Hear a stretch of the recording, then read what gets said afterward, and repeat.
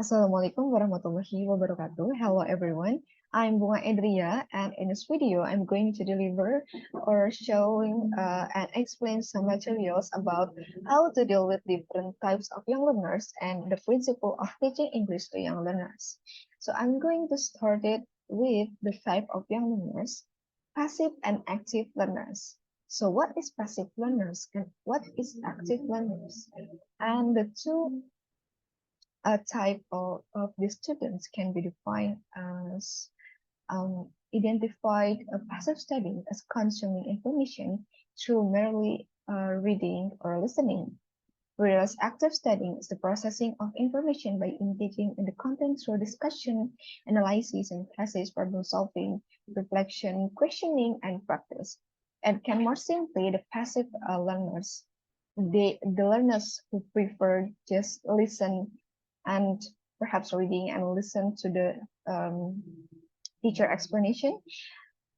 However, the active learners, they can uh, ask to the teacher frequently and etc. And how to dealing with passive and active learner.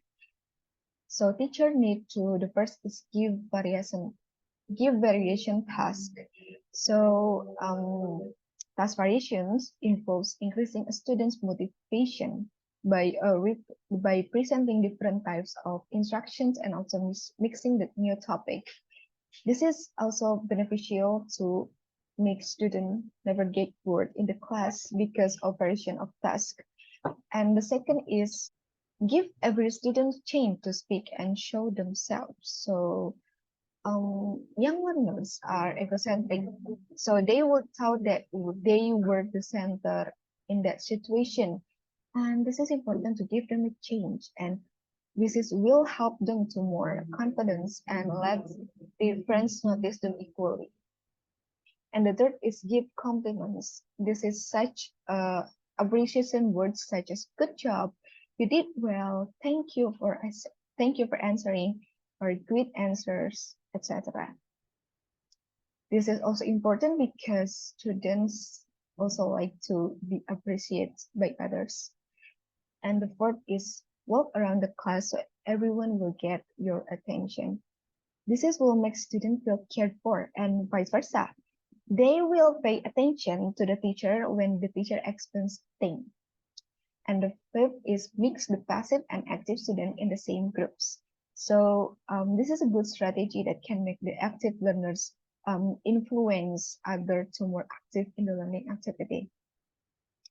The sixth is change the seating arrangement, because sometimes some students are passive because they think you don't pay attention to them. So there are always students who always prefer to sit at the back rather than at the front. So they will think that teacher never call out their names or never notice them there. So this is a good way to make all students never thought about uh, that again and accept the same change. And the seventh is call out their names. This is would be a good way to recognize and feel that students have a good relationship with the teacher and can more open up and not feel apart to the teacher, of course. And the eighth is give motivated words to them. So this is a crucial to keep them motivated, and this is such a support words to make them always keep doing. And the last is do personal approach if all else fail. Talk to the passive student personally outside the class. This is also include the active one, not always to the passive one. Need as a personal approach. So this would be a good approach to talk personally to the passive or active students, so the teacher can more recognize what actually the students need and plan another strategy in order to suit their learning style.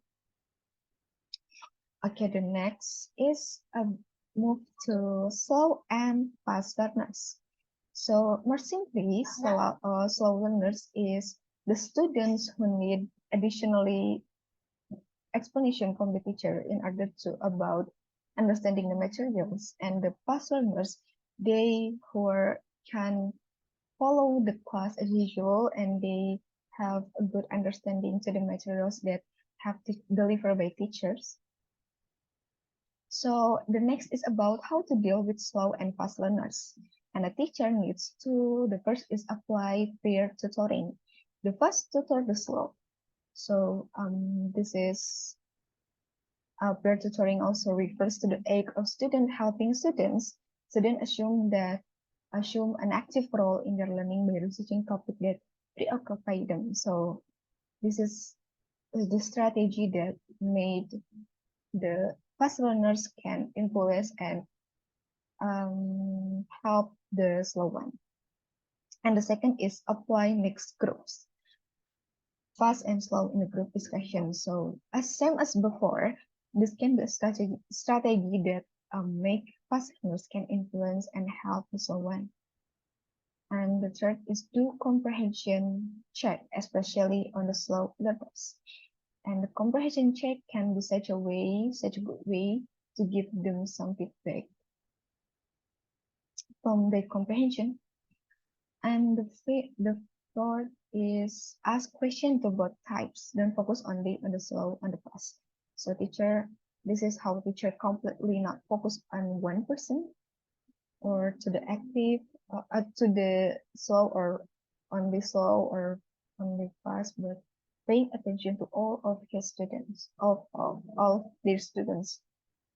And the fifth is walk around the class. Same as before, can be such a good way to be able to get their attention of the students and pay attention to the students. And the next is vary the learning methods. Variety ensures that students are never bored. It also ensures that students will likely be exposed to strategies that align with their preferred individualized learning style. Next is varying the level of difficulties of the task assignment or task. This is important as a strategy to adjust the level of difficulty so that all students are at least able to follow it. And the next is change the seating arrangement regularly. This is also discussed before, saying that the students never feel like a teacher ignored them, so they have a same change. And the next is give special treatment attention to the slow learners. It can be such a give their additional talk personally with them or give additional explanation out of the class. Give enrichment exercise to the fast learners. Can be used and applied to them who are fast learners, so they not moving around after finish the exercises and not bothering others who still doing the exercise. And then next is give remedial teaching to the slow learners. This is useful to make them more understanding and as a change for them, for the slow learners who can learn again. This is also effective to can increase their understanding in the materials. And the next is give feedback to the students so the students know their ability. And the last is do personal approach. Talk to a specific learners if needed. And that's all from the different types of young learners and how to deal with them. The next is about the principle of teaching English to young learners. The first is there is meaningful learning. So meaningful learning is learning that is both relevant to a student's life and aim to achieve deep understanding through the contextualization of the knowledge with prior knowledge and experience. Meaningful learning refers to a focus on understanding rather than just memorizing.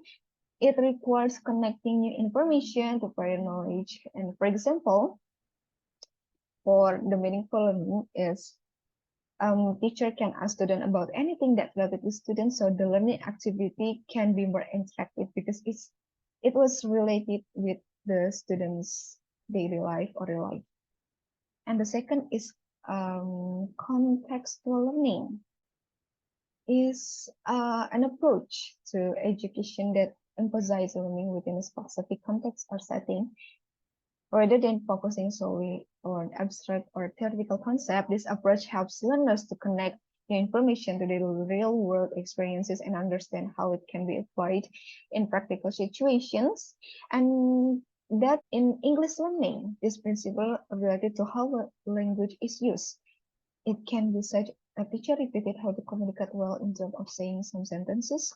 And another example, the teacher can use real life situation and materials to teach language and literacy skills such as using menus to teach food vocabulary or using maps to teach directions. So the third is implicit learning.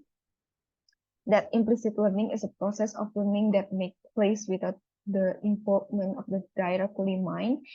It often takes place casually and without a specific learning intention. So, for example, from the implicit learning, as teacher provide and show some video or film that actually that film has to teach students some new vocabulary and grammar terms. So they learning, but they feel not learning, but actually they learn.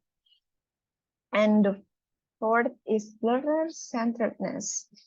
So learner-centeredness is an approach to teaching and learning that prioritizes the needs, interests, and abilities of the learner. It is an approach that recognizes that students are active participants in their own learning process, and that their interests, motivation, and prior knowledge are important factors that should be taken into consideration when designing and implementing instruction. So, for example, from the learning center, it can be a group discussion and group work, which that students are active participants in the learning class activity. So, that's all about the how to deal with different types of young learners and the principle of teaching English to young learners that delivered by me. Thank you for watching. Wassalamualaikum warahmatullahi wabarakatuh.